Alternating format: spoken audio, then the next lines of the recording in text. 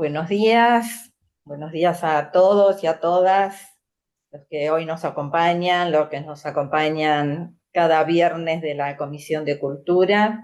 Les damos la bienvenida. Hoy es la última actividad del año, se termina el año, aunque a todos nos asombre la velocidad con la que pasa.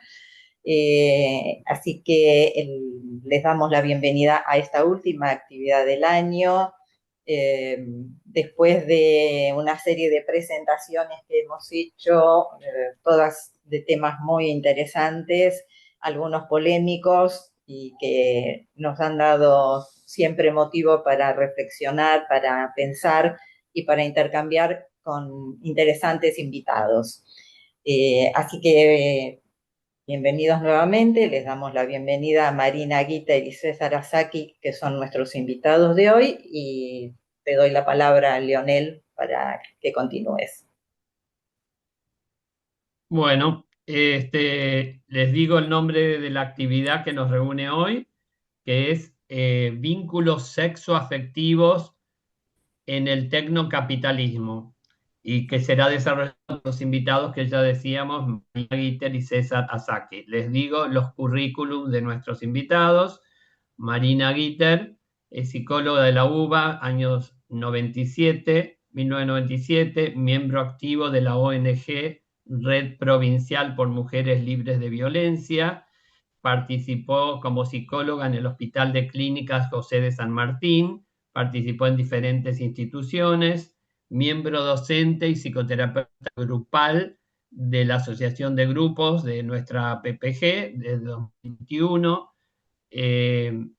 miembro de la Escuela de Psicoterapia para Graduados, y allí estuvo en el área de psicoanálisis y género, ex docente de grado y posgrado de la UBA, de la Universidad Jaureche, de iSalud, de la Sociedad Argentina de Diabetes en el área de psicología y de otras universidades nacionales. Presentación de César Asaki. Presento los dos y después va a ir hablando cada uno. César Asaki es psicoanalista, coordinador institucional de la revista Topía, editor de Editorial Topía conjuntamente con Enrique Carpintero y Alejandro Weiner, autor entre libros de El cuerpo mediático, Modo Cyborg, todos editados por Editorial Topía. Le damos la palabra a Marina Gitter. Antes de darles la palabra, vamos a pasar un par de videos cortos para aquellos que no pudieron ver el documental y los que lo vieron, que podamos recordar un par de escenas como para usar de disparadores. Y después la escuchamos primero a Marina y luego a César. Cierto, Bueno, sí, Patricio, cuando quieras.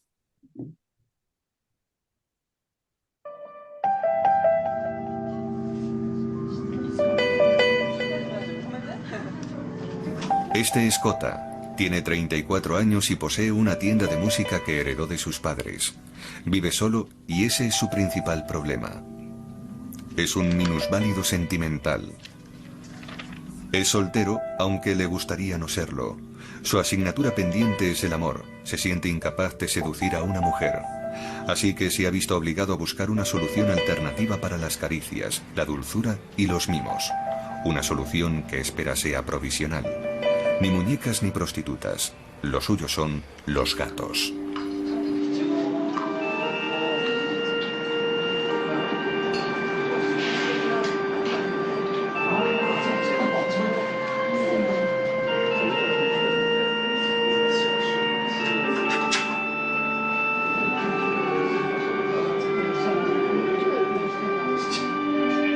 Por 10 euros la hora, Kota y otros solteros acarician a estos meninos consentidos.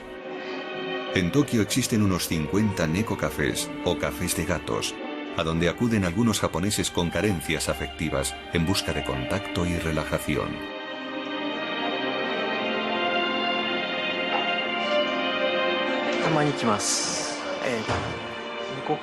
De vez en cuando vengo al café de gatos. Aunque los gatos son unos animales difíciles, no es fácil acercarse a ellos. no vienen fácilmente a mí. Pero bueno, puedo acariciarlos un poco. Por eso vengo de vez en cuando.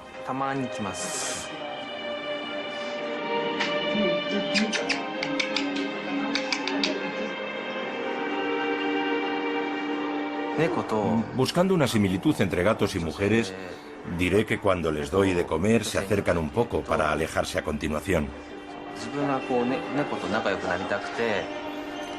Se parece mucho a lo que me ocurre con las mujeres. Intento adiestrar a los gatos, les traigo comida y otras cosas para atraerlos. Los gatos se me acercan un poco y enseguida se van. Creo que es la historia de mi vida.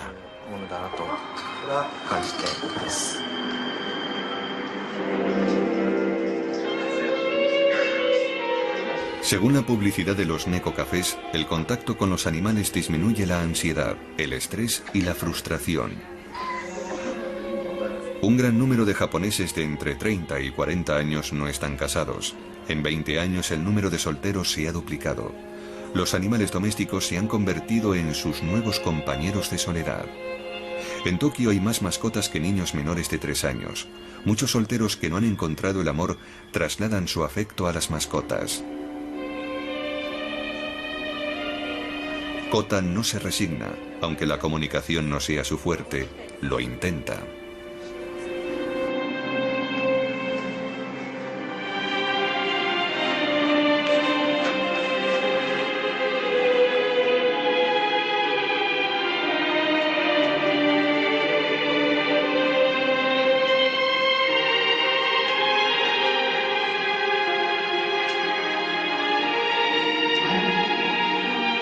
Aquí en el café tengo la sensación de estar en una especie de metáfora de mi vida con las mujeres.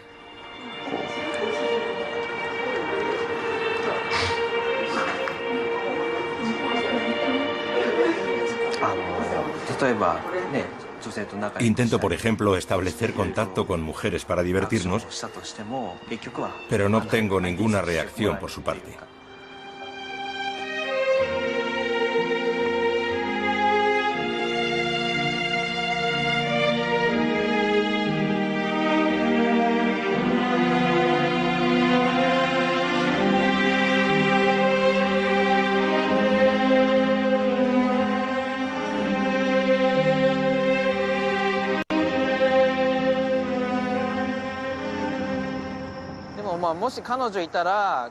Si tuviera novia, creo que no conduciría un coche como este. Me compré este coche un poco por frustración. El gran amor de su vida es un coche italiano que le ha costado un ojo de la cara, una locura que sin embargo no le ha hecho triunfar. Una vez más, tendrá que conducir solo por la noche de Tokio.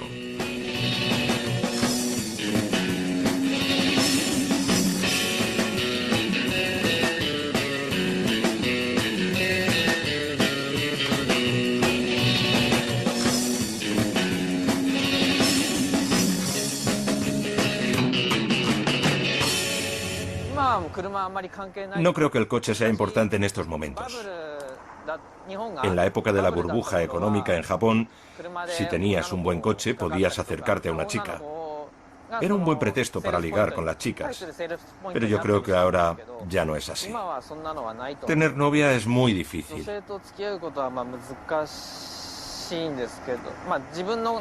A veces pienso que quizás no consiga superarlo, porque hay una barrera en el interior de mi corazón, o porque no tengo suficiente confianza en mí mismo.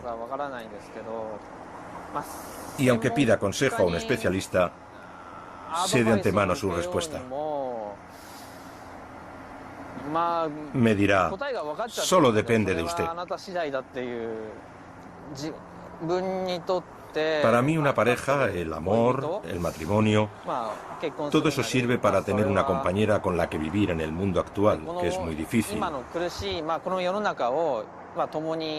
También sirve para tener hijos, para tener una casa, para transmitir un vínculo familiar, para dar la vida. Es algo muy natural para los seres vivos, algo casi animal. ¿Por qué yo no? Lo normal es vivir todo eso, pero yo tengo la sensación de no poder vivirlo, de ser contra natura.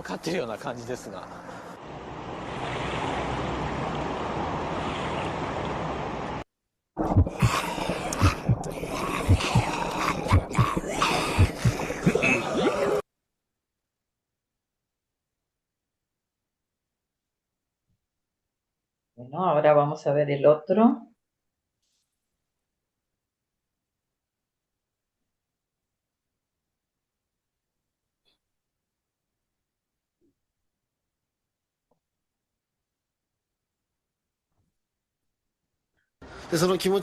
Para obtener placer no tengo que hacer el amor, solo tengo que eyacular. En japonés se dice fuki, es decir, eyacular. Me basta con eyacular. Si me preguntan por qué se me hace tan pesado tener que hacer el amor, quizás sea porque cuando hago el amor a una chica, no puedo evitar pensar en su placer. Al final me pasa como con mi novia. Voy a que me acaricien en los baños espumosos.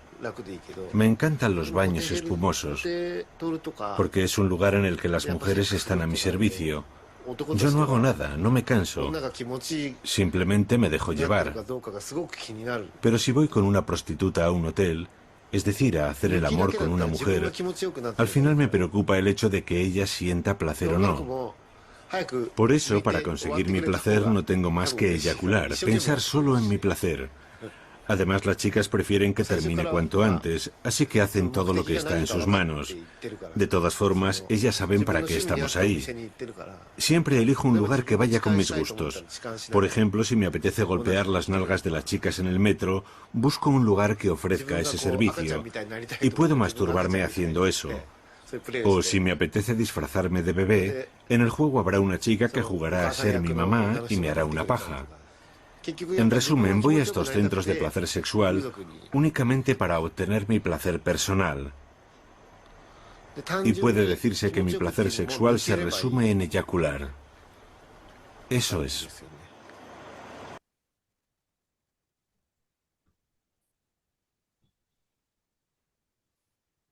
Bueno, Bueno, ahora sí. Marina, todo Bueno, tuyo. muchas gracias.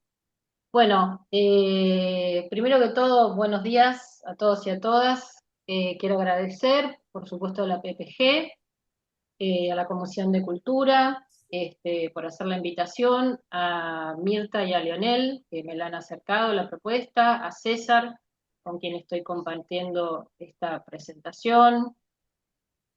Así que, bueno, un gusto enorme para mí estar acá con todos ustedes. Ojalá hayan podido ver el video, porque creo que si pudieron ver el video entero, si bien creo que con estos dos pedacitos algo de lo que voy a decir se entiende, en realidad hay que ver el video me parece, para contextuar por lo menos de lo que voy a hablar yo. Yo quería empezar por hacer una aclaración que dudaba si es necesaria, porque en el transcurso del trabajo lo voy a ir recordando, pero me parece de todas maneras que lo quiero dejar aclarado desde un principio.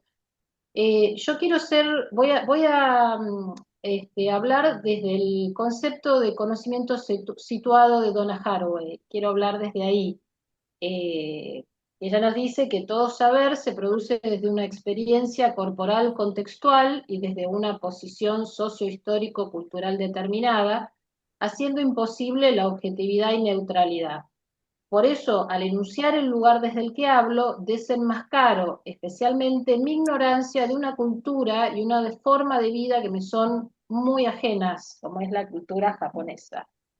Entonces voy a hablar de mi ignorancia de la cultura japonesa, de mis preconceptos y mis prejuicios, sin combatirlos con información verídica como debería ser, porque nunca estudié nada de la cultura japonesa, les confieso, pero sí consciente de que están estos prejuicios.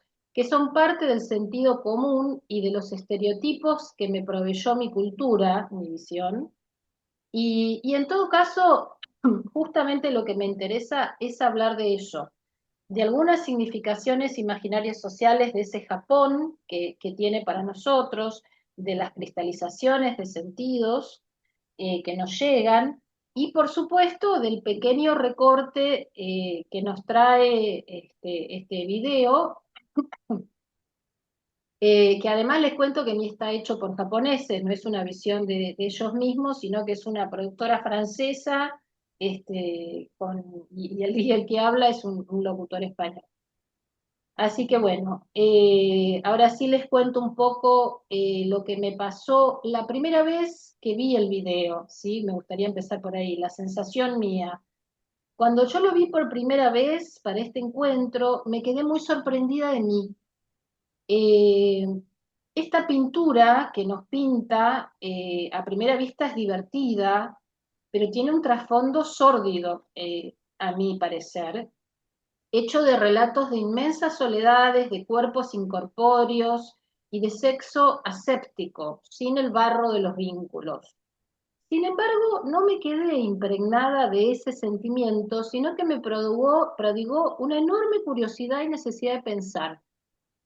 Lo asocié, por ejemplo, a alguno de esos animales de reproducción asexual, tipo los pulgones, las hidras, las estrellas de mar, aún a pesar de que en los 49 minutos que dura no se habla de otra cosa que de relatos de sexo. Es un Japón viejo, porque es del 2010, pero en tiempos de aceleración, 15 años es una eternidad.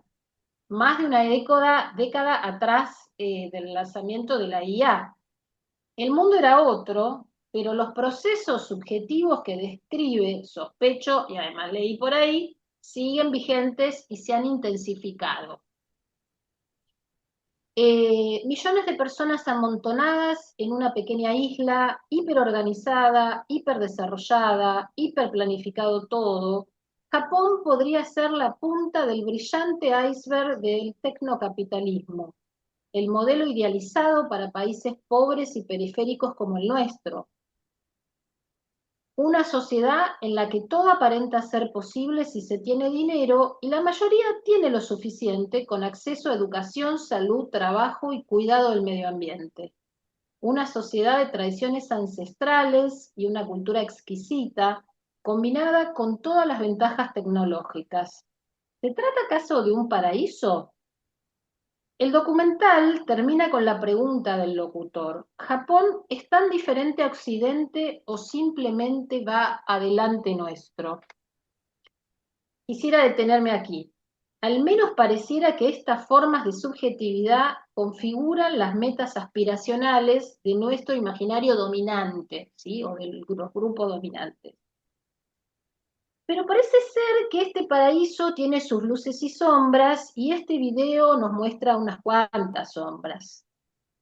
A mi gusto, ¿no? Nuevamente. Como seguramente ya hemos escuchado, y por qué no comprobado también, la hiperconectividad 24/7, la comunicación a un clic de distancia,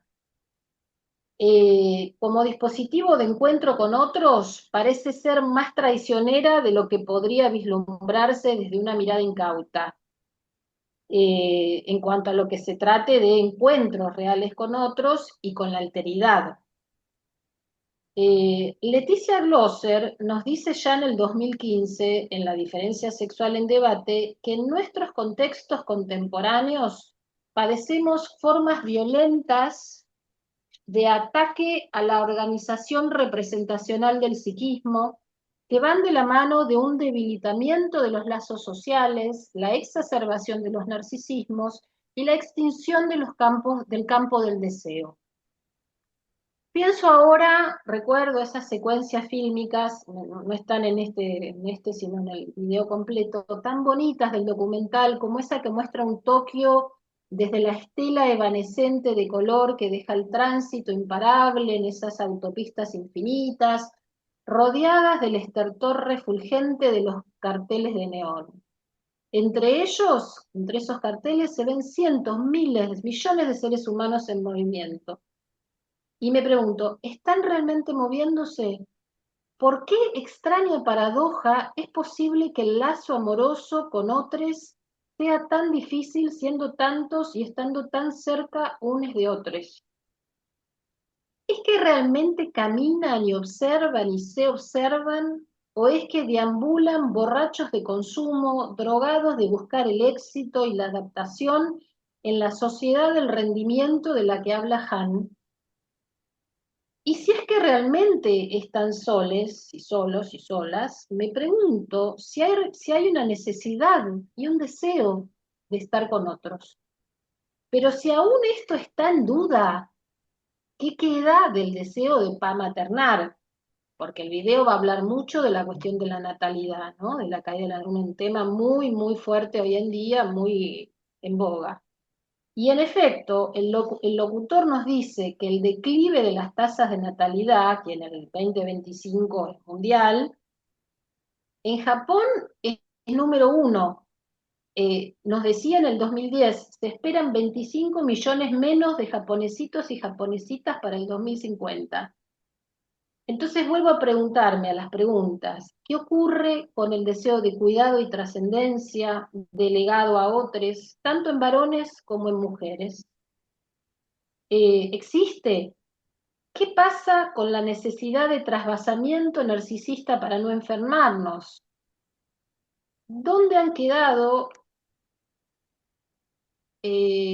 perdón, acá hago una pausa, ¿dónde han quedado esas imágenes que el sentido común de mi cultura me había contado sobre lo exótico Oriente? Imágenes seguramente estereotipadas y torpes, de un Oriente contemplativo, de ritmos lentos, corporalidades armoniosas y elegantes, de leyes implacables volcadas en rituales y protocolos inviolables, cuya transgresión, en los peores casos, llega hasta pagarse con la muerte a mano propia, ¿no? El famoso harakiri, porque la norma está interiorizada a sangre y fuego en los psiquismos. Pero he escuchado y leído sobre estos supuestos contrastes con la hipermodernidad y los desbordes del ideal de tanto, sociedad de la hiperabundancia, del hiperexcedente, en la que siempre sobra, pero al mismo tiempo nunca alcanza, y los obreros exponen sus reclamos sin huelgas, sino trabajando de más para la sobreproducción. Esta es otra figura común que circula en nuestro imaginario, ¿no? Y que mucha gente cita con admiración, ¿no? Sorprendentemente, en algún punto, ¿no? O por lo menos me llama la atención. Si esto es así, ¿qué relación guarda la prohibición latente del no trabajo con esta sexualidad cruda, deserotizada, o de un erotismo prefabricado como expone el audiovisual?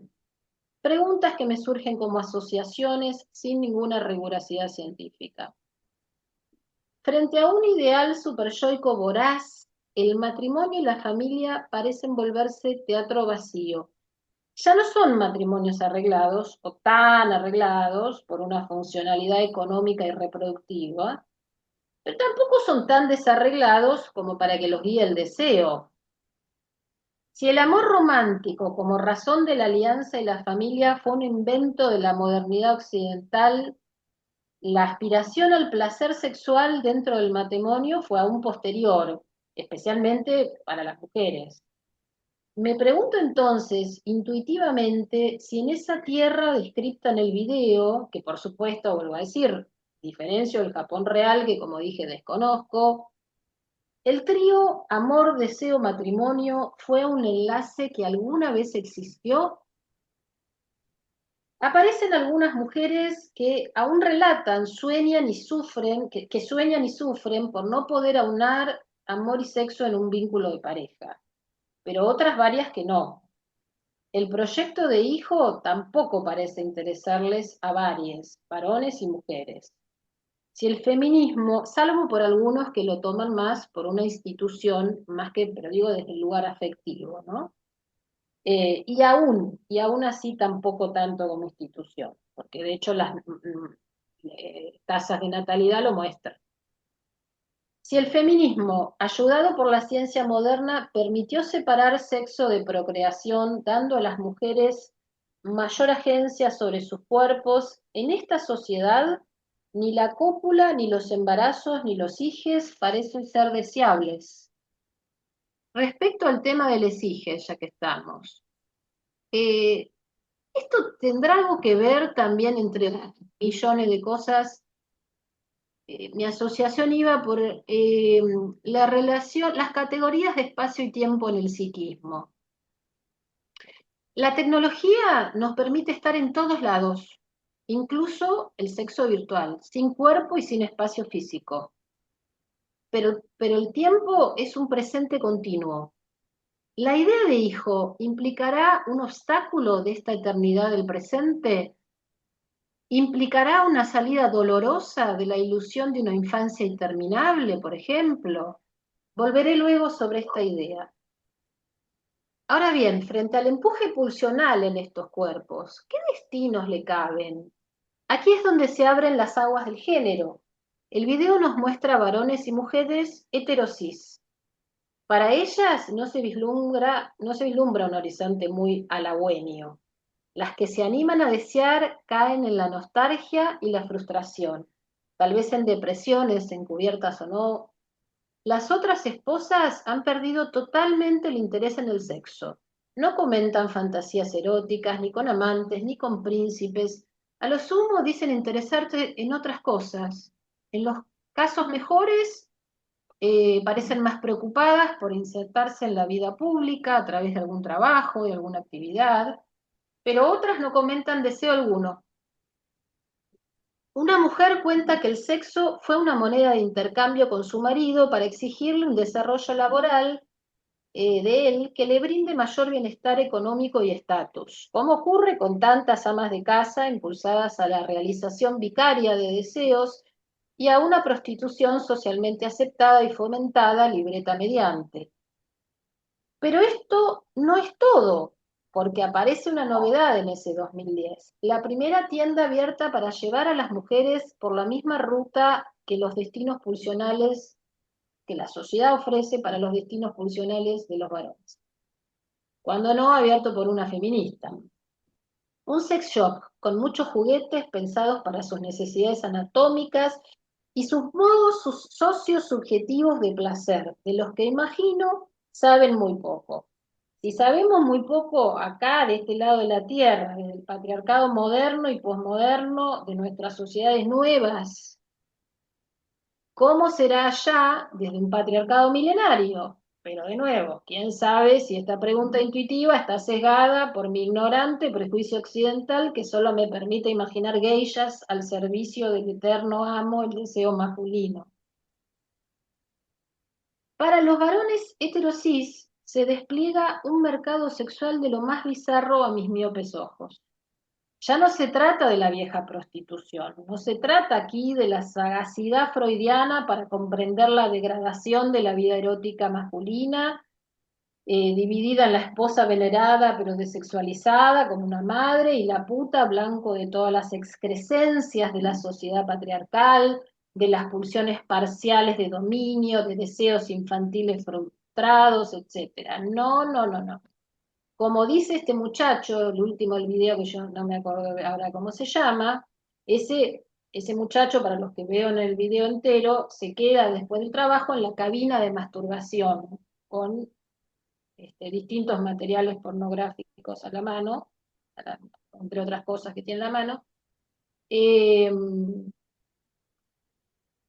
Con la prostituta, él dice, y en este breve fragmento también, no le interesa tanto porque, esperen que me perdí, sigue habiendo, con la prostituta sigue habiendo una pregunta por el goce de ella, sigue habiendo un sujeto.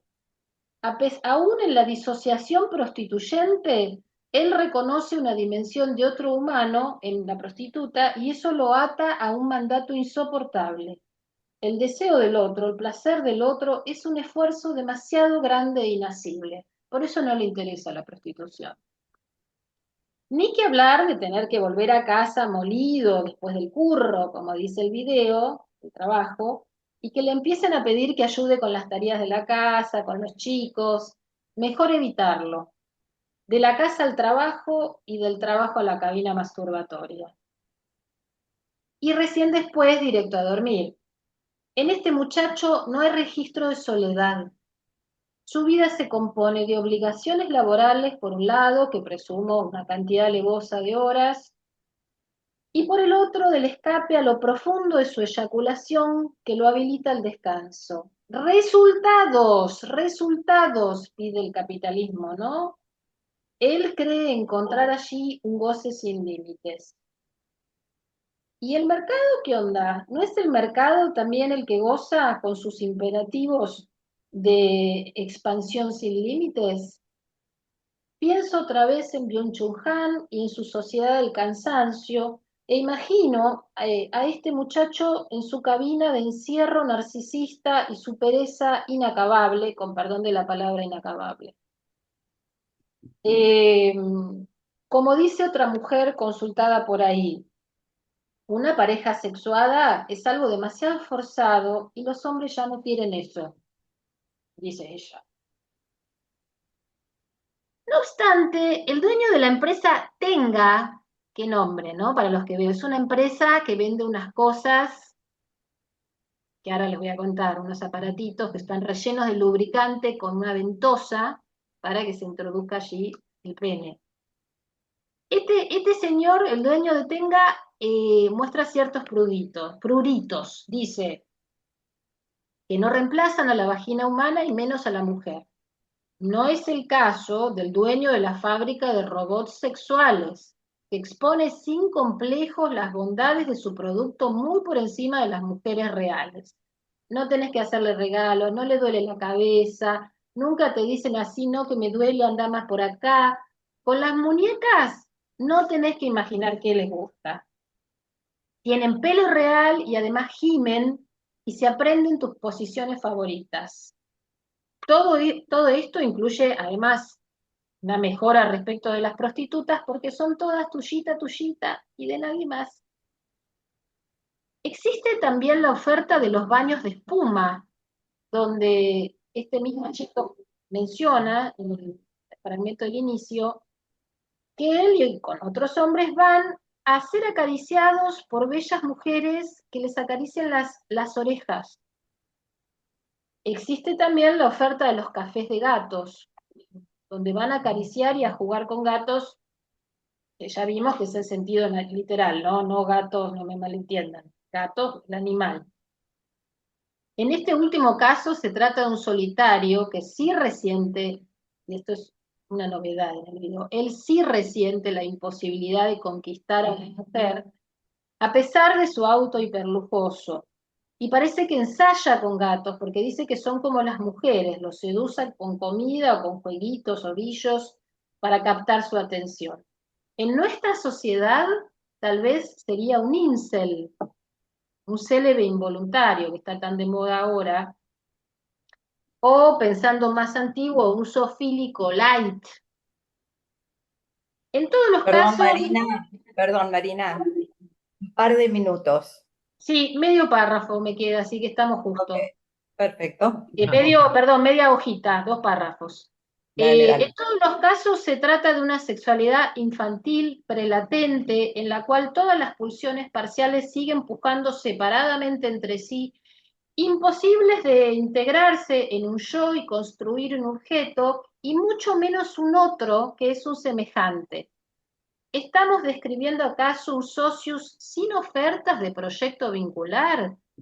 ¿Para qué un proyecto vincular? ¿Para qué bancarme las peleas, los celos, los suegros, el mal aliento de la mañana? En definitiva, lo tuyo, lo mío y lo nuestro y sus siempre conflictivos bordes. Si puedo tenerlo todo, en el momento que quiero, como quiero y sin depender de nadie, al precio de unos cuantos yenes. En plástico, en fílmico o en otra especie no humana, ¿para qué necesito diferencia humana, un otro diferente, si puede estar todo en mí? Incluso se puede imitar la piel humana. porque ya van a llegar las mujeres con piel humana, les aviso, no sé si ya no están medio empezando en el mercado.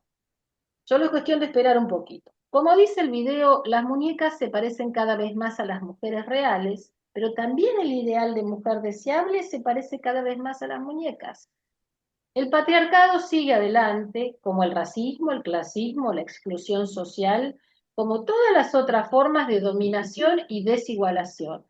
Formas conocidas pero perfeccionadas con las nuevas técnicas del capitalismo tecnofinanciero, que traslada dentro de nuestras cabezas con cada vez mayor eficacia y eficiencia las cadenas y los látigos, en una productividad del poder, como decía Foucault, cada vez mayor, apropiándose de nuestros deseos. Y me pregunto honestamente, y no por corrección retórica, ¿esto es realmente así? Judith Butler define el parentesco como aquellos lazos humanos no basados en legitimidades necesariamente normativas, preestablecidas, ni en criterios biologistas, sino basados en arreglos vinculares de cuidado, sostén y deseo a lo largo de la vida, y especialmente hacia las personas y en los momentos de mayor indefensión, niñez, vejez, enfermedad, invalidez. Si este Japón del video representa el futuro deseable para una parte importante de la humanidad y sobre todo para los que digitan nuestros deseos, entonces, ¿qué vamos a desear? Las formas de lazo social amoroso, alguna forma, la que sea, de lazo de familiaridad, ¿sigue siendo preferible? ¿O es posible imaginar una sociedad que va hacia el individuo autoengendrado? Muchas gracias, Marina. Muchas gracias, Marina. Bueno, César, todo tuya la palabra. Bueno, no sé si será mía, pero yo le voy a decir algunas Pero cosas. vos la vas a usar. Eso sí, te agradezco. Bueno, primero agradecer a la invitación, siempre es bueno, de la manera que sea juntarnos, pero de la manera que nos estamos juntando, recalquemos que también tiene que ver con el video. Estamos juntos, pero estamos separados. Quiero darle, si me permiten, algunos datos de la cultura japonesa que creo que no están en el video, pero que pueden permitir algunas cuestiones. En Japón se desarrolló y se está expandiendo por el mundo el modelo hikikomori. Los hikikomori son adolescentes encerrados en su habitación que aún en la casa de los padres, que no abren la puerta de su habitación y que solamente se vinculan a través de medios tecnológicos. Hay en general predominio son adolescentes jóvenes varones y la última vez que los contaron y reconocieron, hay más de 1 millón de chicos en esa situación. Esto fue motivo en principio, de que se negara como problema y que después empezaran a implementarse por el Estado políticas de salud pública intentando resolver este asunto. Una característica, diría, central de esta cuestión es que los primeros psiquiatras, terapeutas que pudieron entender algo de lo que pasaba, caracterizaron a estos jóvenes como normales. O sea, no con especialistas japoneses, aclaro, ¿no? Entonces, el video tiene ciertas cuestiones que derraman o que muestran cosas que por ahí no vimos en este que estaba acá, que muestran una serie de flashes. En esta cuestión hay una cuestión central para entender algunas cosas. Por supuesto que yo no soy un especialista de la cultura japonesa, pero creo algo conocer. Es una cultura de la vergüenza, no es una cultura de la culpa. O sea, trabajar y entender el modelo japonés es entender que el tabú más grande que tienen los japoneses es el tema de la vergüenza, no avergonzar al otro. Entonces, y en los modelos tradicionales de matrimonio, antes de este hiperdesarrollo, la mujer se incorporaba al hogar del marido y el marido tenía y tiene como responsabilidad cuidar a su madre. O sea, hay inclusive películas sobre este tipo de vínculos. O sea que y mujer que se incorpora a desarrollar una pareja o que se incorporaba era a una relación preestablecida entre el hijo varón y su mamá. Obligación que los hijos japoneses tienen de por vida de sostener a sus padres. Dicho estas cuestiones, yo voy a hablarles de cómo esto que llamamos tecnocapitalismo construye, y en el Japón se puede ver, construye al modo japonés, pero construye un modelo que se está expandiendo sobre todo en los países del sudeste asiático con mayor desarrollo, como Corea del Sur, por ejemplo, y como Taiwán, siendo una isla en conflicto, construye modelos de tipos de relación que no son vínculos o está cuestionada la palabra vínculos y sí son contactos. Si uno empieza a comprender algo de esto, probablemente entendamos también que la palabra vínculos hay que sacarla como del lenguaje común en el tecnocapitalismo. Es una dimensión probablemente mayor a la multiplicidad de contactos que uno tiene.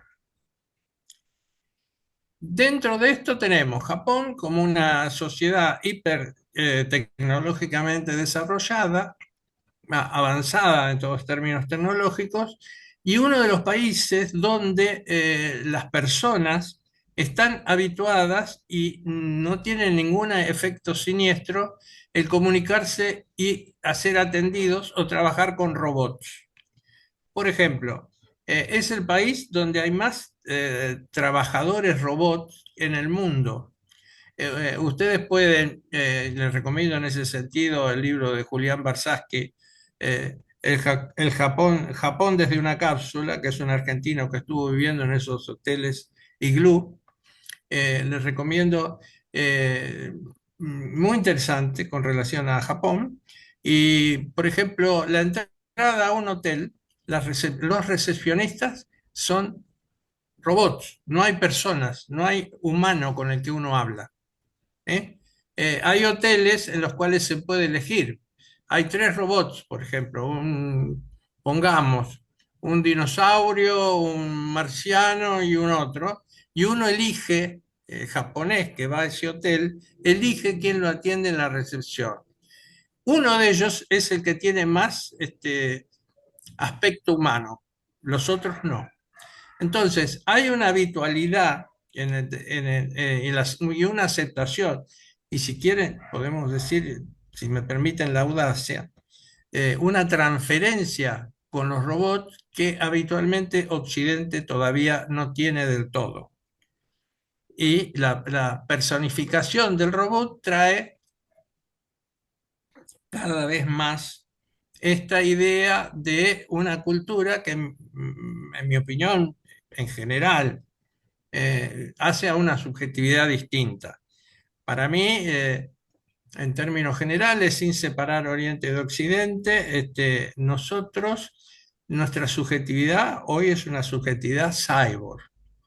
Esa, esa subjetividad de la modernidad, para mí, a mi entender, no existe más y que tenemos que obligarnos a pensar cuestiones, por ahí al modo de Donna Haraway, por ejemplo, y tantos otros, que pensar cuestiones que muestren que un cyborg, hoy yo me asumo como tal, y los invito a pensarse desde ahí, no porque me asuma en un sentido teórico, sino porque me doy cuenta cómo me va transformando mi propia relación con la tecnología.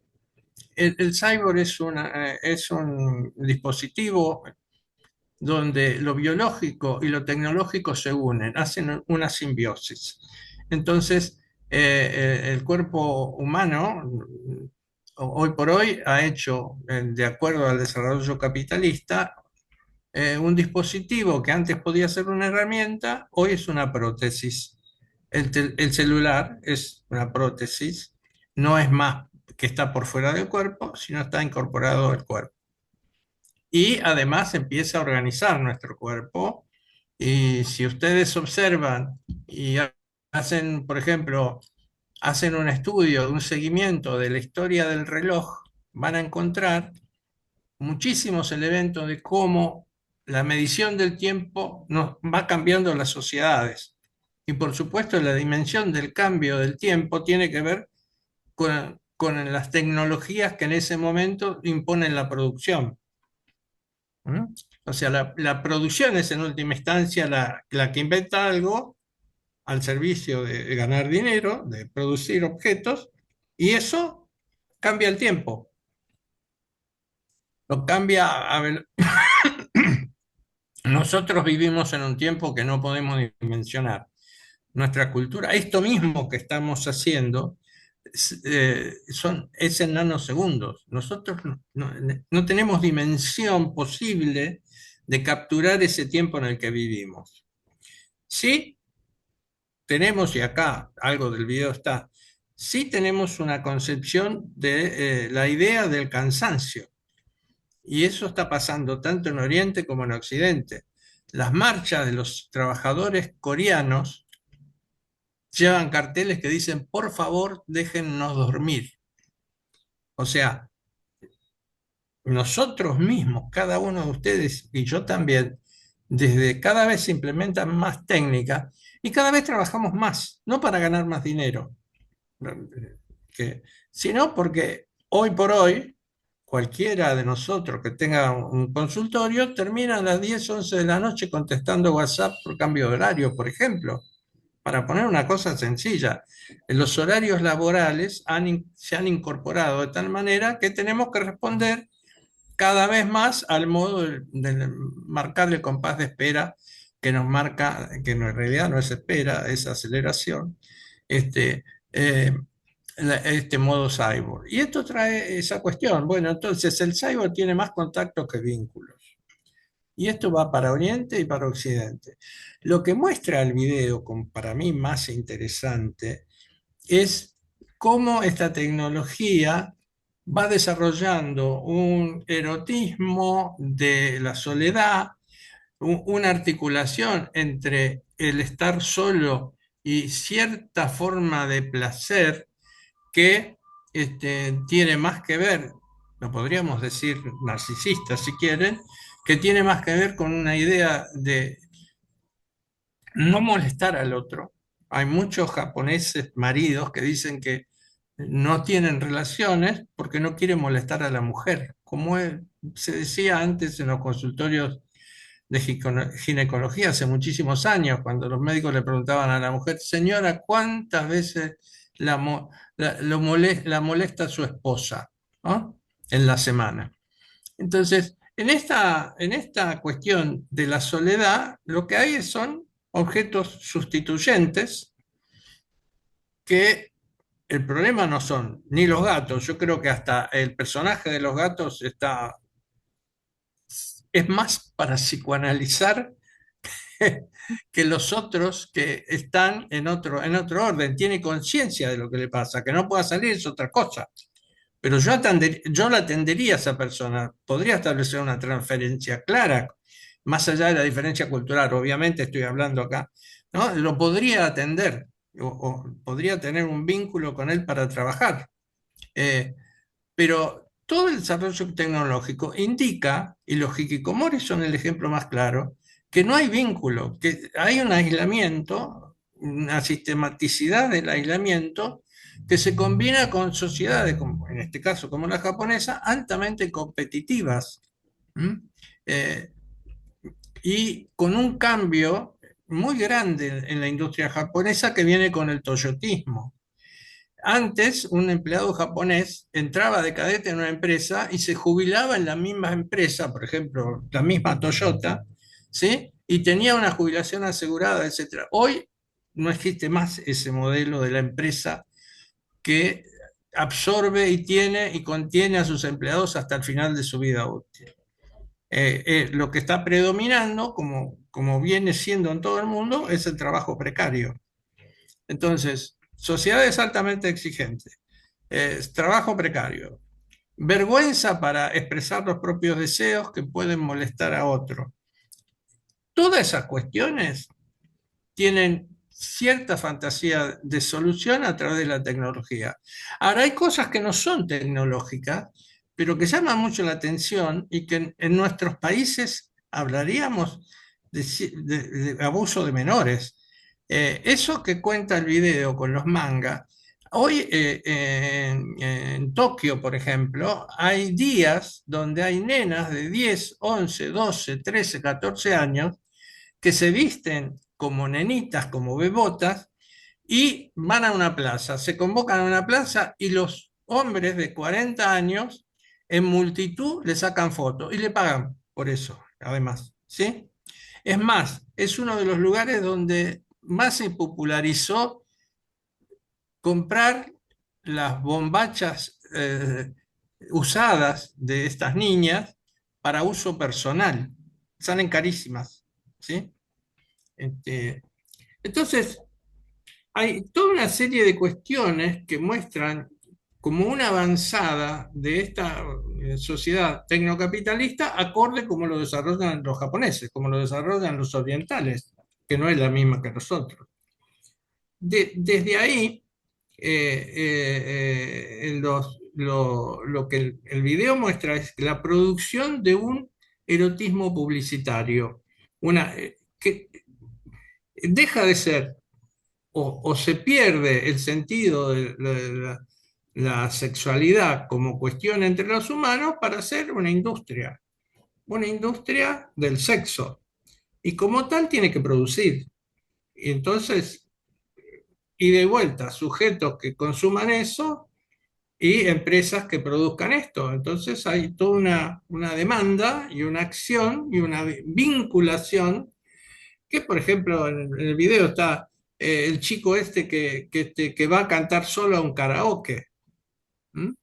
Entonces, todo rodeado de un medio tecnológico que está muy al acceso, es accesible para todos, da cada vez más, o nos muestra cada vez más, la idea de que los vínculos se van alejando de nuestra vida y lo que se aproxima son cada vez más los contactos. Cuando hablo de contactos, hablo de relaciones que son triangulares en un sentido. Espero que se pueda entender. Si una persona está acá y otra persona está acá, antes la conexión era vincular. Ahora está tercerizada. Nosotros mismos ahora estamos tercerizados.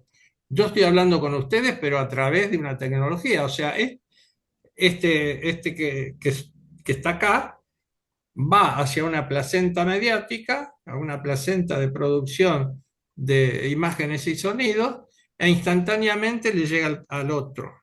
O sea, ya no hay o es más difícil la comunicación directa.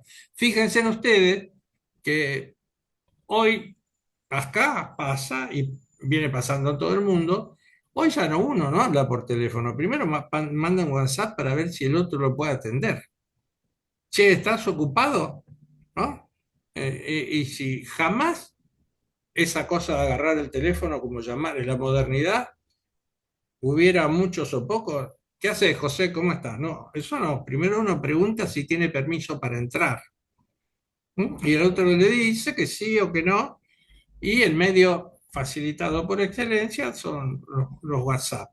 Entonces, el modelo japonés y el modelo de esta película, lo que muestra es interesante, que en el despojamiento o en la transformación, porque no es que había una humanidad mejor que la otra, que en cada momento la humanidad es la que es o la que va siendo, van quedando cosas en el camino.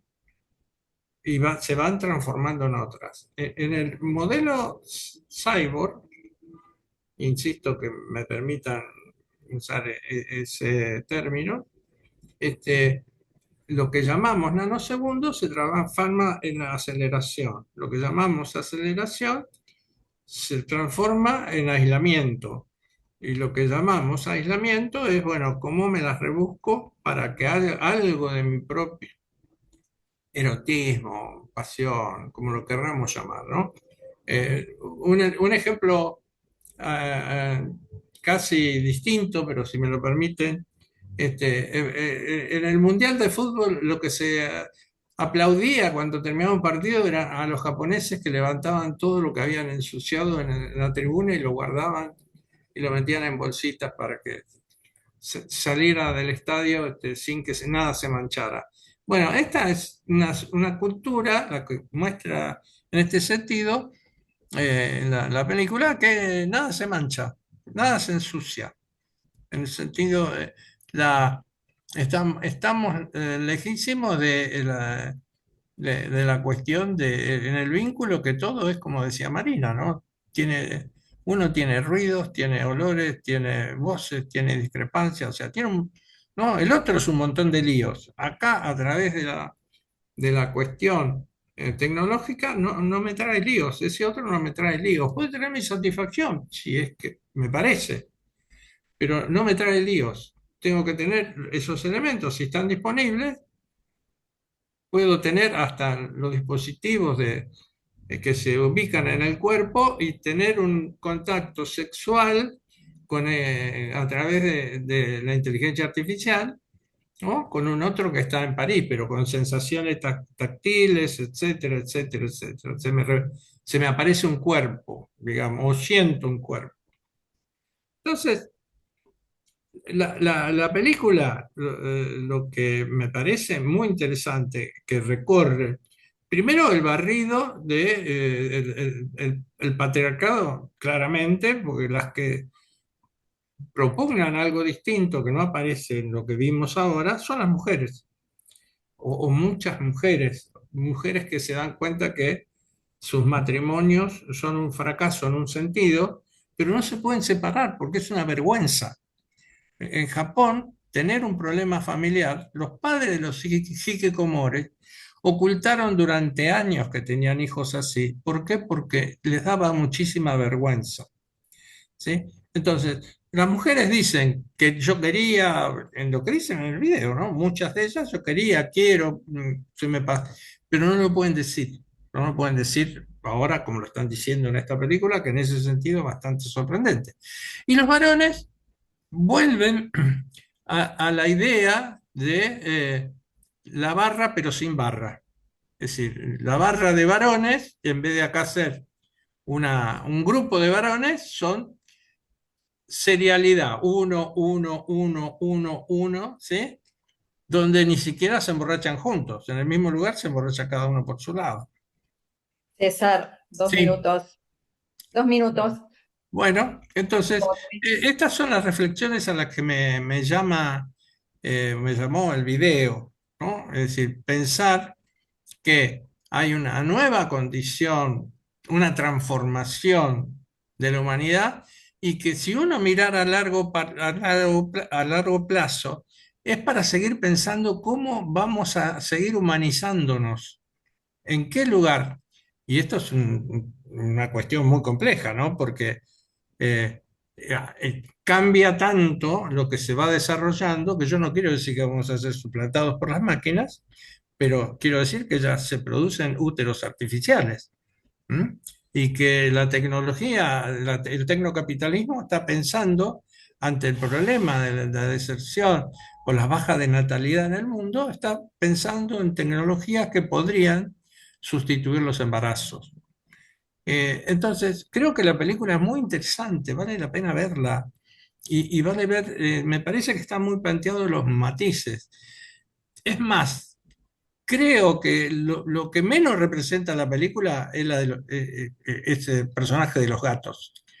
Porque acá la metáfora de los gatos, si hablamos en porteño, los gatos son las prostitutas, ¿no? hombres o mujeres. Entonces, me parece que con los gatos hay hasta cierta cosa de piel, de calor, de suciedad, etcétera.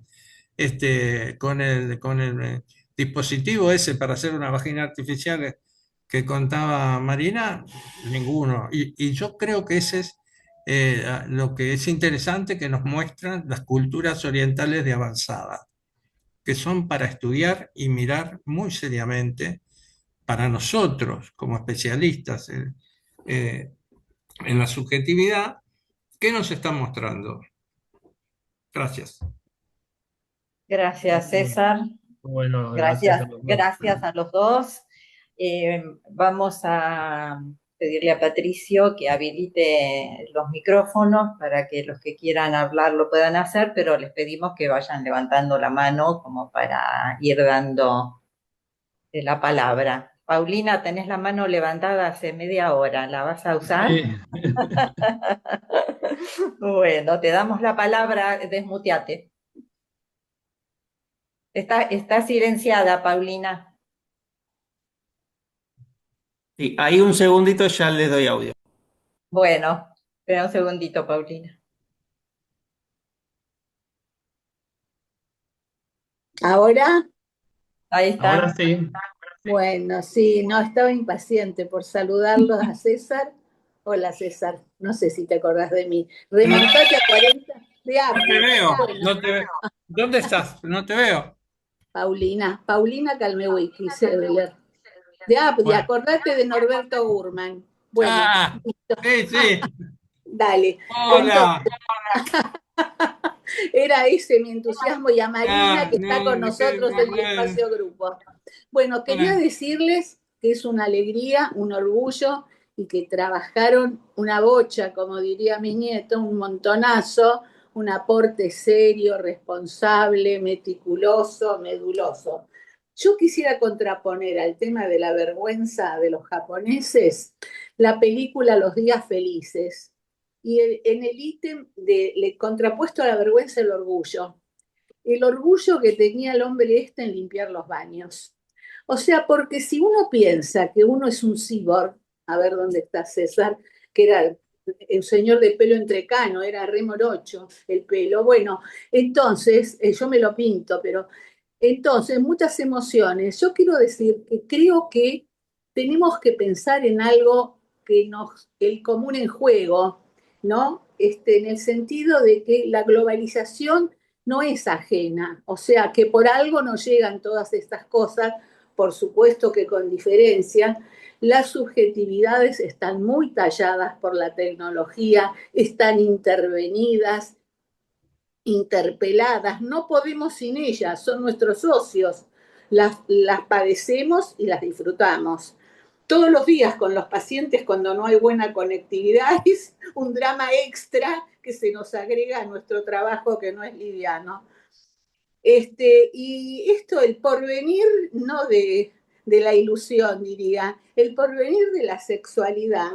Yo creo que sí, que hay una gran intervención del tecnocapitalismo. Me parece que el término es muy oportuno y muy apropiado, pero me parece que hay algo que se desliza, que hay diferencias, nosotros que nosotros todavía somos como más querendones, más que nos gusta, qué sé yo, el amor. Pero este video que ustedes mostraron, que es sensacional, impactante, me parece que a mí, yo lo asocio con cosas que veo en mi consultorio, pero ya hace años que cuando yo me reúno con colegas, le digo, che, decime, tus pacientes, no, y en mi época, cuando un paciente no tenía sexualidad, era un drama, era una tragedia. O sea, esto viene ya como diciéndonos, y ustedes, bueno, acá se aplica y se muestra muy bien cómo va deslizándose, y lo que a mí me da como miedo es que se transforme en necesidad.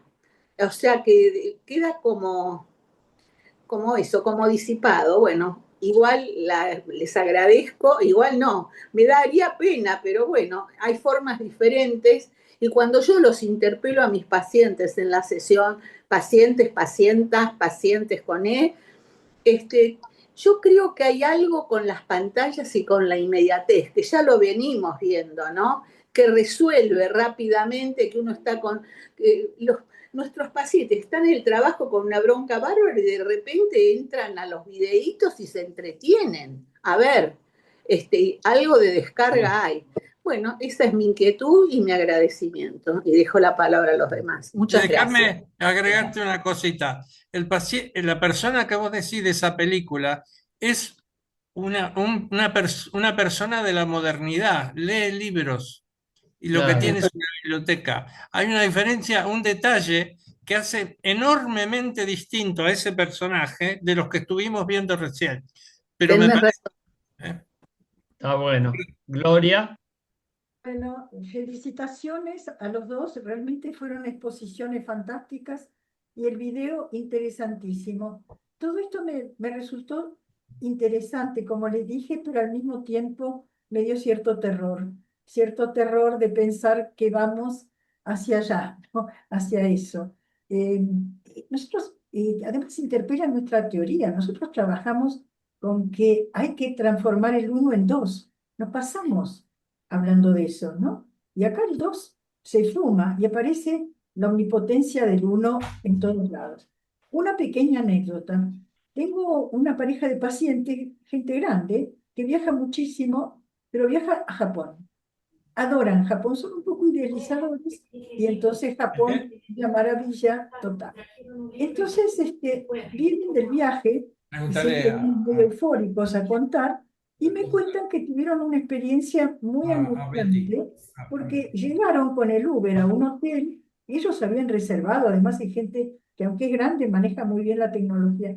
Llegaron a un hotel, estaba desierto, no había un ser humano para atenderlos y llegaron a las 6 de la tarde. Bueno, se pudieron ir a las 6 de la mañana sin haber comido y demás. Y realmente entraron en una situación de desamparo absoluto. Bueno, después se les pasó, después pasaron muy bien y volvieron de nuevo cantando loas a Japón. Pero bueno, algo de esto me pregunto. Y después con este hombre que dice que lo que le resulta difícil en las relaciones sexuales es tener que satisfacer a la mujer.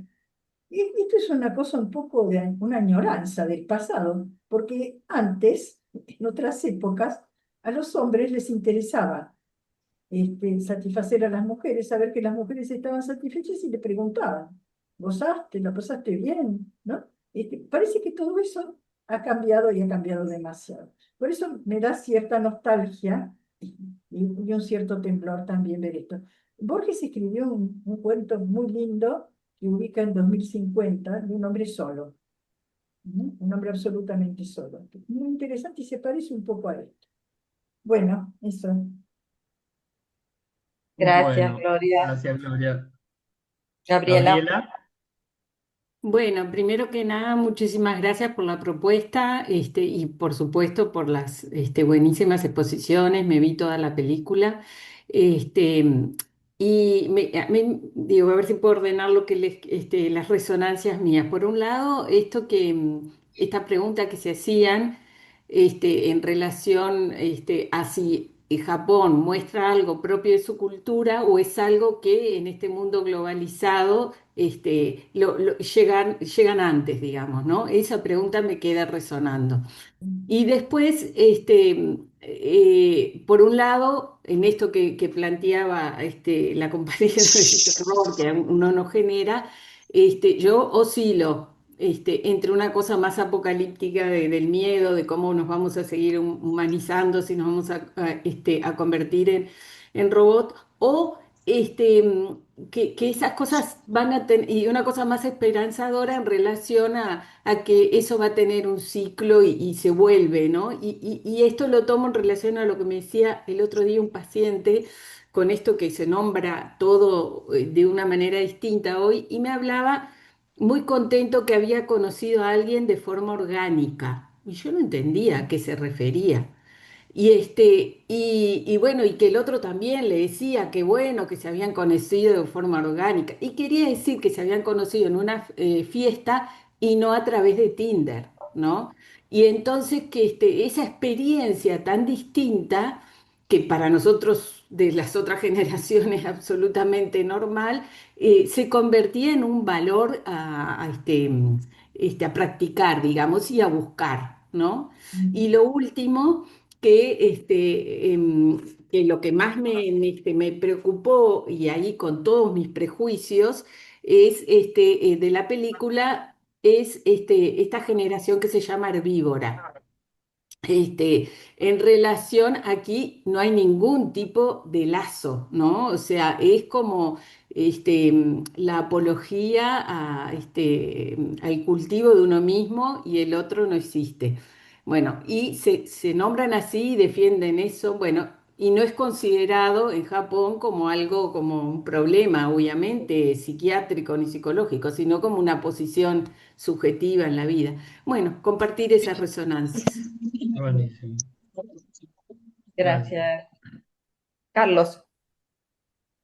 Sí, bueno, yo quería felicitar a Marina y a César porque los trabajos son muy abiertos, son reflexivos, no tienen ninguna consigna previa, digamos, permiten pensar. Esto me parece muy importante. Y además ponen en juego las dudas que ustedes tienen en relación a cómo se sienten en relación al futuro, ¿no? Eh, Ahora, respecto a lo que vienen planteando. Yo pensaba que junto al tecnocapitalismo está el tecnofeudalismo, que es el que habla Chulhan, que tiene que ver con, por ejemplo, Amazon, que hace suscripciones. Digamos, suscribirse es estar toda la vida dependiendo como de un feudo de otro, que si te corta el servicio dejas de tenerlo, ¿no? Entonces, eso se llama tecnofeudalismo según Chulhan. Ahora, en la hiperconectividad hay una especie de lazo maquinal, ¿no? No un lazo social, sino un lazo maquinal, a mi criterio. Y lo que ocurre entonces es que no hay pausa ni hay ausencia. Entonces la condición del deseo es esa, ¿no? Que haya pausa y ausencias. Entonces uno se pregunta qué pasa con los afectos y con los deseos en este sistema de hiperconectivo. Porque lo que ustedes dicen que los contactos apuntan al narcisismo y los vínculos tienen que ver con la otredad. Ahora, la pregunta que está pendiente acá es, ¿qué vamos a una dilución de la otredad y de los vínculos? Digamos, todo se va a ir manifestando por lazos maquínicos y se va a perder los lazos sociales. Yo creo que ese es un interrogante que todavía la subjetividad cyborg, como dice César, los tiene incorporados, ¿no? Pero va más allá de eso si sigue este rumbo de falta de contacto, de falta de vínculos y predominio de los contactos. Bueno, entonces lo que se ve en los videos estos es que no hay deseo, no hay otredad o hay una ilusión de transparencia del otro. Esas serían las dos condiciones que aparecen. Eh, por eso no sabemos para dónde va a ir el sistema, pero bueno, genera inquietud y un sentimiento de inermidad también. Bueno, quizá algo positivo pueda pensarse que esto es un ciclo que se puede repetir de otra manera. Bueno, les agradezco mucho la presentación. Bueno, le damos la palabra a Rubén y después si quieren César y Marina hacer alguna intervención, los dejamos. Rubén. Bueno, gracias. Suscribo plenamente las palabras de Carlos en cuanto al reconocimiento, tal cual lo mencionabas, de rigurosidad, la posibilidad de pensar eh, y con libertad. Cada exposición nos interpela, ¿no? A abrir nuestra cabeza, nuestro corazón, nuestro deseo. Y ahí, ¿no es cierto? Una cuestión que me parece que me impactó de los dos es esta caracterización de un otro, que en las palabras de César fue muy elocuente, pero estaba en las tuyas, Marina, creo. Este otro que es un montón de líos. Qué expresión tan clarita, tan diáfana y verdaderamente tan inquietante, digamos, ¿no? Efectivamente, yo creo que la historia de la humanidad, si bien mostró en distintos momentos que el otro era un lío, básicamente en las invasiones, en el nazismo más recientemente, digamos, ¿no? Vaya si para el nazismo los judíos eran un lío, ¿no? Que habían que exterminar, solución final. Pero creo que me parece que lo que ustedes traen es que hay una, digamos, habría que pensar como una especie de acumulación de líos, quizá tenga que ver con justamente esto que está planteado en relación a las guerras, a la cuestión de digamos, de lo ecológico. Me parece que estamos expuestos a un lío mayor, quizá, ¿no? Y ahí, digamos, esto que ustedes muy bien trabajan del tecnocapitalismo, con las producciones, como bien señalan, ¿no es cierto?, de objetos, estos gadgets, ¿no? Dan como una salida, ¿eh? Que antes no tenía la humanidad y hoy sí para canalizar este lío del otro. Y en ese sentido, y concluyo con esto, ¿no? Me impacta enormemente realmente esto que estamos trabajando de la cultura de Oriente, esto que también se nombraba recién, eh, la cultura de Oriente, de avanzada, cuando efectivamente durante tanto tiempo los Beatles, ¿se acuerdan? Digo, buscamos en Oriente una sabiduría, una avanzada en la sabiduría, desde el budismo, desde el vacío, desde el tiempo, ¿no es cierto? Y hoy, ¿cómo, digamos, pensar este Japón? Y una última cuestión, en realidad. Están nombrando pelis que son muy elocuentes, el título mismo, El Imperio de los Sentidos, aquella película donde lo tanático se ponía en juego, ¿no es cierto? En un caso verídico, donde se cortaba el pene, ¿no? Recuerdan, digo, y además, por supuesto, de Días Perfectos, Family Romance, que trabajamos aquí en un encuentro en cultura, donde efectivamente allí Herzog, un alemán, exploraba esto que está instalado de una posibilidad de sustitución de lo humano, pero a través de lo humano. Lo que impactaba allí en la crisis del personaje, que era además director de una agencia, ¿no? Donde se contrataba para, digamos, tener un padre, tener un hermano, lo que fuere, digamos, pero con una puesta en escena en última instancia a cargo de actores o de personas, digo, y ya ustedes recuerdan que estaba la visita del personaje a ese hotel donde lo recibían los robots, ¿no? Entonces, me parece que hay todo un despliegue, digamos, de este Oriente en todas estas dimensiones, que, bueno, que quería eh, recordar y compartir con ustedes. Les agradezco enormemente, Marina y César, muy bueno, muy bueno. Bueno, leo un comentario en el chat y después les doy la palabra a César y Marina. Diana pone hace un rato, en este momento recuerdo el caso de la chica policía que apareció en las redes exponiéndose eróticamente y se viralizó. Y ahora se dedica a eso como fuente de ingresos.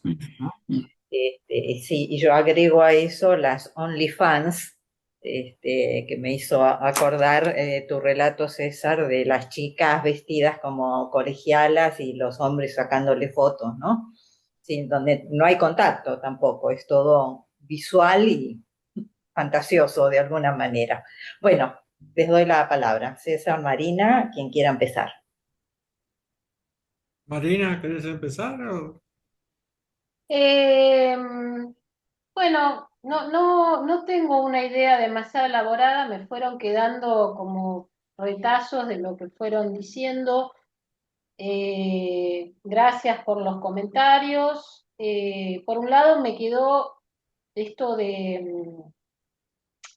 no lo puse, que digamos,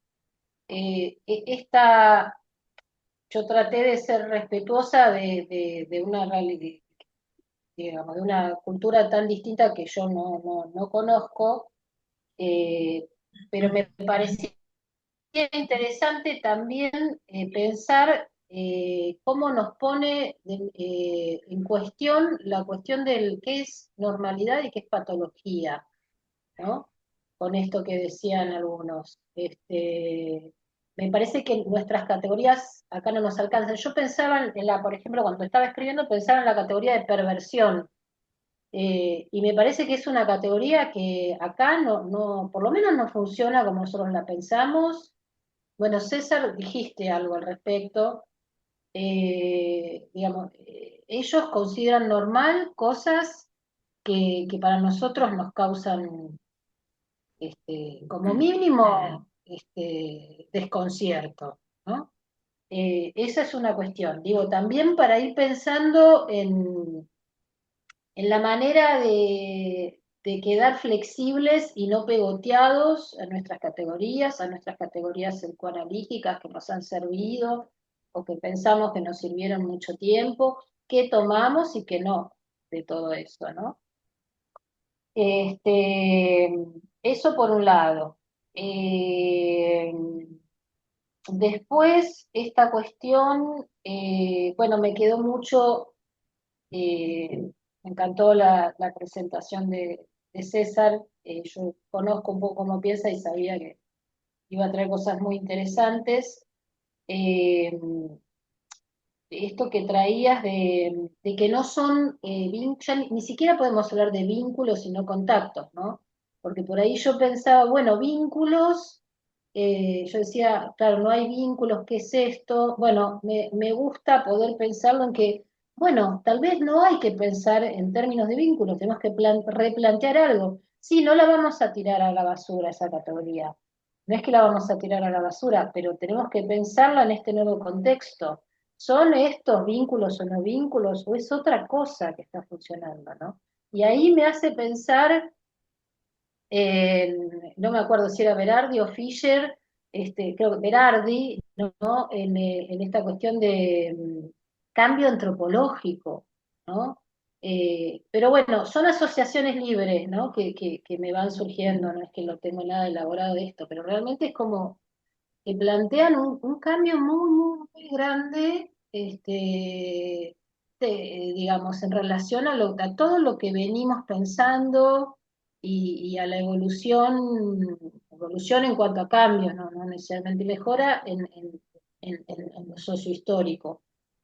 Eh,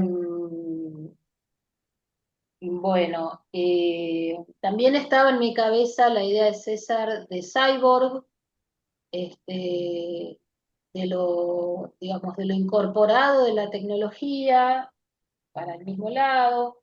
Bueno, en fin, por ahora no mucho más. Yo soy medio lenta, necesito tiempo como para ir tomando las... Gracias, Marina. César. Bueno, yo lo que he tratado de decirles es una convocatoria, no es para hacer una película tipo Alien, el octavo pasajero. Una convocatoria tenemos que inventar conceptos, tenemos que buscar formas nuevas, no, nuevas no por novedad, sino como que esta sociedad nos obliga y nos invita a que vayamos transformando nuestra manera de pensar y nuestra manera de trabajar con conceptos que vayamos construyendo. Si hay algo importante que el pensamiento crítico tiene que hacer acá, es no someterse al terror y no quedar en la desesperanza, porque si no, ¿cuál es la gracia? Al final terminamos diciendo, bueno, ganaron los malos. Y chao, si ganaron los malos, ¿qué vamos a hacer? ¿No? Todos contra la pared, bajémonos los pantalones y estamos fritos. La humanidad, aún así, en esta instancia que yo denomino cyborg, tiene como ejemplo claro que siempre hay rebeldía. Y hablando de la Argentina, pensamos, siempre hay rebeldía, en algún momento aparece. Lo que necesitamos, creo que inclusive cada uno de nosotros, y como modelo de pensar, herramientas que nos permitan pensar esta instancia, desde la subjetividad a la productividad y de la productividad a la subjetividad. Yo, por ejemplo, en una época me dediqué a hablar con los jóvenes por qué se hacían este tatuaje. Montones Me encantaría si pudiera, si estuviera a mi acceso, hablar, sentarme atrás del ciclista de Rappi y hablar con él. ¿sí? Ya sé que ustedes dirán que es una fantasía, pero yo creo que hay que husmear y usar conceptos de... No sé si necesitamos tanta teoría armónica.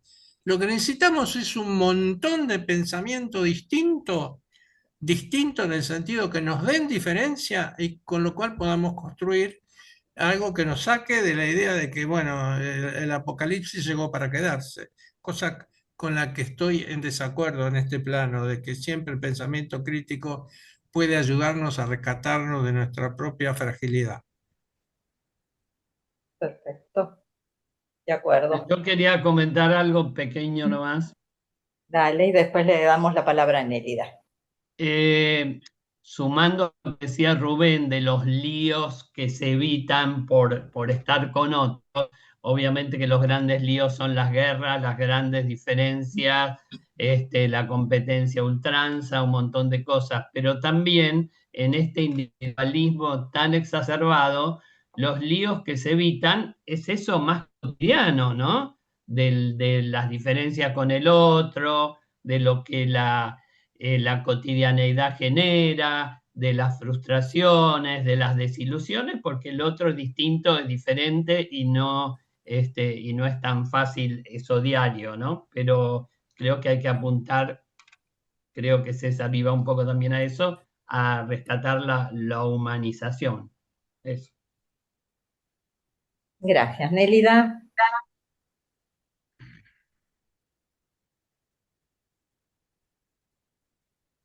Bueno, yo voy a ser reiterativa en agradecerles a la Comisión de Cultura, a Mirta y a Daniel, y agradecerles a César y a Marina por las presentaciones, realmente que un placer escucharlos, la manera en que está planteada, además una problemática que nos convoca, yo creo que ya hace tiempo, de distintas maneras y con distintos autores.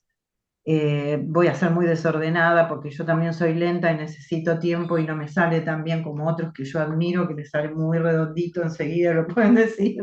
No es mi caso, la verdad que no es mi caso. Así que ya me adelanto a lo desordenado. Varias cosas, ¿no? Me fueron pasando. Primero, obviamente, más preguntas que respuestas. Creo que eso podemos casi estar de acuerdo entre los que estamos aquí escuchando. Y yo pensaba, ¿se adelantaron ellos o hay algo diferente en la cultura que está muy lejos de lo nuestro? Puede ser que se adelanten, ¿no? El virus del COVID vino de Oriente, y acá parecía que no iba a llegar nunca, ¿no? Y que era una cosa que pasaba allá lejos. Y por ahí nos pasa muchas veces estas cosas de creer que hay cosas que están lejos, muy, tal vez por defensa, de protección, ¿no? Eso por un lado. Por ahí están adelantados, ninguna duda, en lo tecnológico, y revirtiendo su cultura, donde ya ahí no es la experiencia, ya ahí no es la ancianidad, la sabiduría, ¿no? Sino que parece que todo se desarma aparentemente y se reduce a lo maquinal.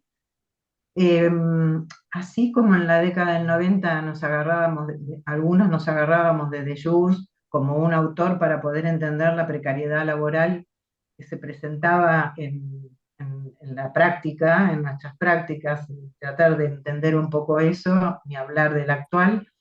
Me parece que hay, frente a la pregunta que hacía Gloria, frente a la nostalgia sobre lo vincular, a mí se me ocurre o me resuena pensar que van a coexistir estas cosas y coexisten, porque ya el tema de la soledad está instalado. Creo que cada uno en sus experiencias puede dar cuenta de esto, y en la adolescencia y en las niñeces, ni hablar. Soledad de adultos, soledad no solamente por lo tecnológico, y lo tecnológico como refugio. Me parece que hay algo que probablemente tengamos que ampliarnos para pensar en la coexistencia, ¿no? Como cuando pensamos, algunos se casan y otros no querrían tener un casamiento ni tener un hijo y estar solos de por vida.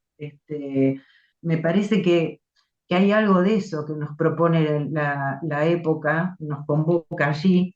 Por eso más que pensar qué hacemos con la teoría vincular, me parece que hay algo respecto con lo que tiene que ver con las subjetividades, ¿no? Que yo creo que nos viene convocando hace tiempo, ¿no? En el sentido de las transformaciones, de pensar tanto los vínculos como otras cosas, otras cuestiones en relación a los cambios en la subjetividad que antropólogos, filósofos, bueno, distintos pensadores nos dan una mano para tener algo para ver por dónde ir, y también para la pregunta de qué queda y qué pasa, ¿no? Qué es lo que ya no hay y lo que sí hay, por eso pienso en la coexistencia, de lo que queda y de lo que pasa. Me parece que hay algo también con respecto al tema de lo vivo, ¿no? Que Miguel Benazayac trabaja tanto, ¿no? ¿Cuál es la importancia de lo vivo? Porque los gatos, yo pensaba, están vivos, a diferencia del robot. Es un vivo, un ser vivo, ¿no? Como las plantas, lo que pasa con el planeta, digamos, lo que pasa con la ecología, digamos. ¿Qué pasa con lo vivo? Que me parece que es una pregunta para que tenga respuesta. Pero bueno, en este desorden un poco de resonancias, tenía nada más que ganas de plantearlo y de paso para agradecerles las presentaciones y la manera también de presentarlo, tan lejos de la academia, y lo digo en sentido irónico, y tan cerca de lo humano, que parece que está en cuestión. Gracias, muchas gracias. Bueno, gracias, Acá Nelly. hay una, Sí, hay sí, una sí, dale. pregunta acá en el chat, perdón. Sí, iba para Eh, eso, dale. Me gustaría saber qué piensan de la vergüenza de molestar al otro, que parece más propio de la cultura japonesa y no tan escuchado en nuestra clínica. Si podías aclarar eso, César, ¿no? Si la vergüenza es molestar al otro, también nosotros consideramos la vergüenza. No, molestar al otro. Por ejemplo, ese ejemplo que se dio de las fábricas, les voy a poner un ejemplo, ¿no? En las fábricas antes del toyotismo, en las que las personas trabajaban toda su vida en una sola empresa, si yo estaba en mi escritorio y venía el jefe y se me sentaba adelante y me preguntaba por mi familia, si el perro, si me pensaba ir de vacaciones, se quedaba charlando de cosas que no eran de trabajo, y después se iba, el trabajador japonés se levantaba y renunciaba. ¿Por qué? Porque él, con su fracaso, lo había puesto en un estado de vergüenza al jefe. ¿Mm? Entonces, con los hikikomori, de alguna manera, pasaba lo mismo y sigue pasando lo mismo. Hay algunas discusiones o divergencias en Japón en las cuales, para no hablarse directamente, ponen una persona en el medio que va y dice lo que yo pienso, pero yo no lo perturbo, es un profesional que va y le dice porque lo que sea. O sea, la vergüenza central en el honor japonés es la vergüenza a poner al otro en una situación de molestarlo. Es más largo, pero bueno, traté de ser lo más sintético que pude. Bueno, acá hay un comentario de Adriana Bersi que Japón tiene un ministerio de la soledad. Y eso viene de producto de cuando la multitud de hikikomori, cuando llegaron al 1.000.000 de personas, después de negar y negar y negar y negar, establecieron este ministerio. Es relativamente nuevo y consecuencia del problema. No es anterior. Así como en Japón, por ejemplo, si quieren con los jóvenes, el día de mayor suicidios en Japón es cuando se dan los exámenes de ingreso a la universidad. Los chicos que fracasan, hay muchos de ellos que se matan porque avergüenzan a su familia y entonces el índice de suicidios aumenta exponencialmente ese día. Es el día más peligroso. Bueno, ahí pensaba, no sé si César te interrumpí, ¿vas a decir algo más? ¿Cómo? Hola. No, dale, dale, Marina. Dale. Bueno, no, ahí pensaba también en la convivencia, qué extraña convivencia, que bueno, ahí hay que estudiar mucho, digamos, y seguir esta cuestión que viene trayendo César de la cultura japonesa, la convivencia de lo tradicional y esto hipernuevo. Eh, pero me quedé también con otro tema que es que traía Nélida, de qué pasa con lo vivo. Y me acordé de Haraway, de los últimos libros, Continuar con el problema, y ahora uno parentesco que me está gustando mucho, que estoy leyendo, que es, ¿cómo se llama? Parentesco o Producir parentesco y no población, en el que desde su postura, ella piensa que la manera de combatir, digamos, los males, la parte que ella siente desde una postura ética, porque bueno, también hay otras cosas que son, como decíamos, para pensar, ¿no? Por eso yo puse todo muy en términos de pregunta, eh, pero los males del capitalismo de esta época, ella planteaba frente a eh, la superproducción, la cantidad de seres cuyas vidas y muertes se digitan para el consumo y para la acumulación de excedente. Ella pensaba en nuevas formas, lo cual no sé cómo, digamos, me parece bastante utópico y además digamos, es una primera aproximación a sus lecturas, pero sobre formas de parentesco, de empatía y de lazo entre distintas series, ¿no? Entre, digamos, entre distintas especies, ¿no? Entre los humanos y la naturaleza, y un punto, en un sentido también rompiendo el binarismo naturaleza-cultura, que también es un binarismo bastante fuerte que se nos ha impuesto, ¿no? También retomo ahí esto que decía César, de que, bueno, este tipo que se acercaba a los gatos, por más raro que nos suene, digo, él iba a buscar ahí un contacto, una afectividad, una piel, ¿no? Un compañerismo. Bueno, yo no sé, el otro día me quedé también pensando en este muchacho, que ahora no recuerdo el nombre, que habló de la IA, que se trajo a uno de los pensando, y que hablaba de que las máquinas como que van a llegar en algún momento a algo de que no somos tan raros ni tan especiales y que van a llegar a algo de lo afectivo, estoy diciendo en términos muy burdos, pero como algo de lo sensible. Yo no lo sé, me resulta extraño, no lo sé, pero realmente me parece que es interesante pensar en términos más amplios que algo de lo sensible, de alguna manera, sea con máquinas distintas, sea en nuestras prótesis, sea en uniones con la naturaleza, digo, algo de eso eh, va a seguir buscándose, o quiero creer eso, al menos, ¿no? Esperemos que sí. Bueno, estamos sobre la hora. Me gustaría leer los comentarios. ¿Me disculpas, Rubén? ¿Puede ser? Leo los comentarios del chat. Eh, entonces había un par de cosas. Silvia Dorfman, que se tuvo que retirar, puso, creo que será para nosotros, terapeutas, cada vez más nuestra investigación, porque no podemos quedar tan afuera de lo que se viene. Tenemos que tratar de entenderlo y pensarlo mucho. Los adolescentes ya muestran algo de esto que va viniendo. Y Ona Sujoy pone un placer escuchar dos exposiciones tan interesantes como inquietantes. Produce un efecto revulsivo en las categorías psicoanalíticas que nos guiaban. Felicitaciones para ambos. Bueno, algunos comentarios más de agradecimiento y de felicitaciones. Y Rubén, ¿te alcanzan 30 segundos?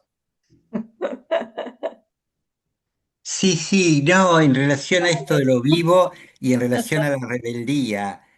¿no es cierto? Creo que, digamos, particularmente en relación a la rebeldía, esto que vos traes, César, habrá que pensar cómo pensar la rebeldía, digo, porque yo veo extinción de rebeldía, también como uno de los fenómenos, esto que plantea este filósofo Sieber, la hipnocracia, ¿no? Que trabajó con el chat, digamos, su libro, ¿no? Una democracia que hipnotiza, que desensibiliza de alguna manera, pero me parece genial para tener un pensamiento pesimista crítico, como Freud, ¿no? Pero creo que hay que pensar la rebeldía. Eso quería decir, ¿no? Compartir. Sigue siendo un clásico, pero es muy recomendable el libro de Camus, es decir, El hombre rebelde. Claro, Y claro. vale la pena, digo, porque hay que buscar por muchísimos lugares. Sí, sí, tal cual, tal Yo cual. tengo preguntas en eso, pero me parece que ese texto no perdió vigencia. Fantástico, es cierto, sí, sí, sí, gracias, sí, sí. Está bueno, está bueno. Bueno, muchísimas gracias Ah, Marina, César. Esto ha sido muy exquisito, muy rico, muy para seguir pensando seguramente. Y bueno, por ahí tenemos alguna otra convocatoria el año que viene para seguir pensando estas cosas. Gracias a todos los que nos estuvieron acompañando este año en las actividades de la Comisión de Cultura y de las actividades de la asociación en general. Y nos veremos el año que viene en lo que a Comisión de Cultura se refiere. Gracias a todos. Gracias a todos, que Gracias a estén bien. todos. Muchas Bueno, gracias por la invitación. gracias, muy bueno. Placer. Gracias, Igualmente, Muy bueno, felicitaciones. excelente.